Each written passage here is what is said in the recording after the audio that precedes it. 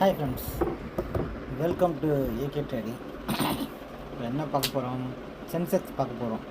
Sensex நாளைக்கு expiry அது எப்படின்னு பார்க்க போகிறோம். ஆனால் இன்றைக்கி வெரி போரிங் மார்க்கெட், ரொம்ப ஒன்றும் பையர்ஸ் உகந்த மார்க்கெட் இல்லை.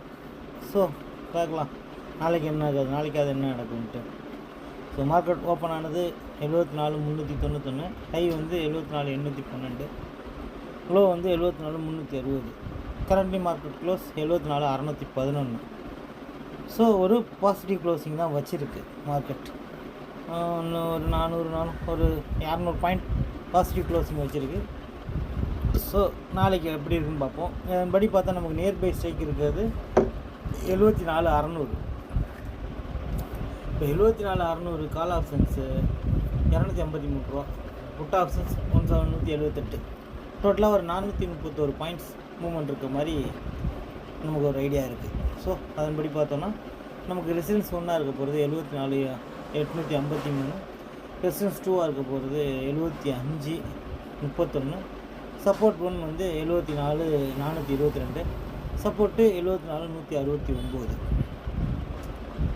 ஸோ கால் ஆப்ஷன்ஸ் கொஞ்சம் ஸ்டடியாக இருக்காங்க. ஸோ நம்ம இது ரெண்டுக்கும் நமக்கு மிட் பாயிண்ட்டாக இருக்க போகிறது 74,637.